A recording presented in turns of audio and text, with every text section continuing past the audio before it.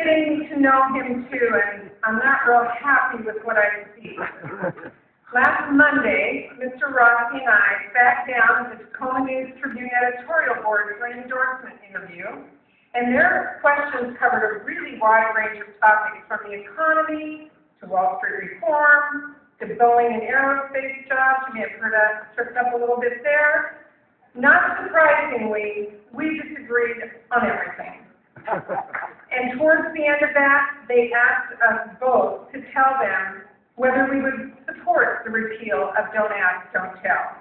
They turned to me first, and I answered with one word: absolutely.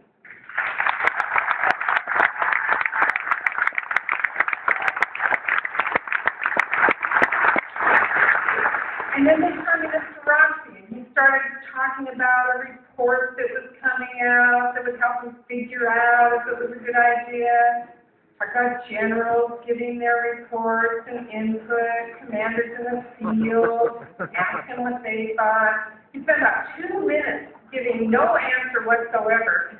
So, editorial boards, they followed right up with him. They said, what if this report you referenced says that Don't Ask, Don't Tell should be repealed? Would you then support it? And he said, and I quote, if it looks in that direction, we will have to see at that point in time. Really? And in an interview with the paper, he said that he thinks that Don't Ask, Don't Tell is working just fine, and there is no reason to move on this now. And he said, and I quote, what's the hurry, Senator Murray? Well, don't ask me, ask Rebecca. Yeah.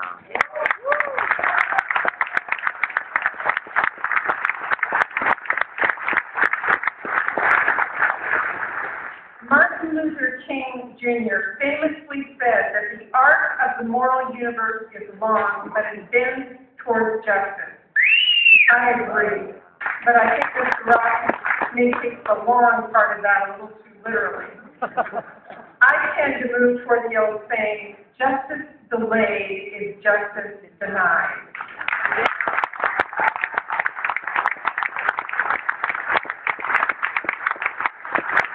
I want you to know that the courage of so many men and women who have shared their stories and put their personal lives on the line, like Major Margaret Witt, will keep me fighting every day.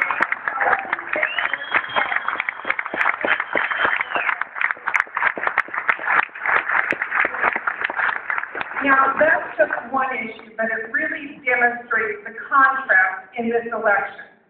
My opponent wants to keep Don't Ask, Don't Tell. I'm going to work every day until we repeal it.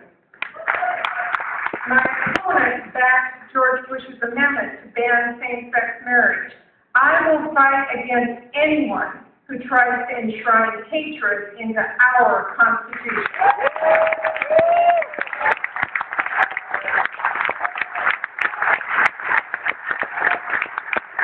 My opponent voted against state legislation that banned discrimination based on sexual orientation.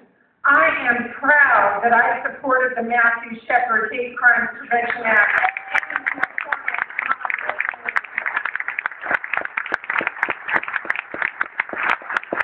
My opponent was dragged into this race by the conservative right in this country who wants to take our country backwards and take away our rights.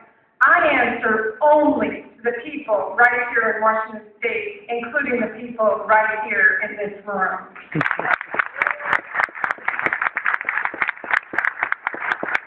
So, this election is about two candidates with very different views on the issues important to all of you.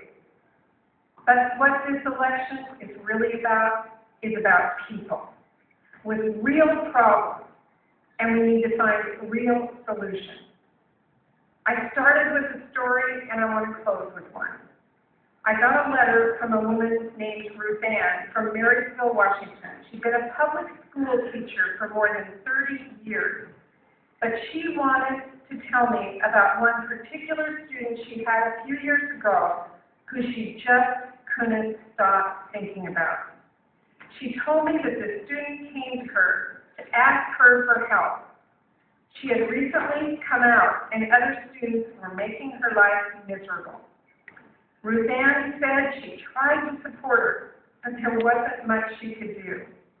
And Ruth Ann told me she couldn't live with the fact that a few months later, the student ended her life. She wrote to me because she wanted my help in passing the Student Non-Discrimination Act.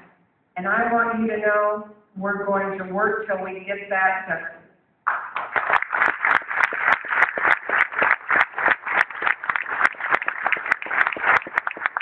But her story really begs a bigger question.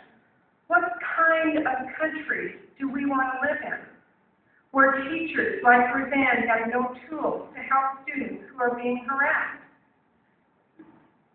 Do we want to live in a country where Rebecca cannot pursue her dream of serving her country? Or do we want a country where all men and women are treated with the dignity and respect that they deserve? A country that values equality and supports diversity. That's the country I want to live in. And that's the choice we have this November.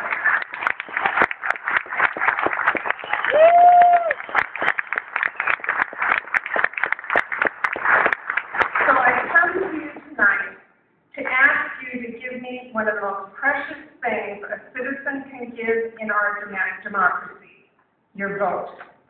If you think I'm the right choice for you, United States Senator, I ask you to tell your friends and your families and your neighbors and the people standing in line with you at the grocery store.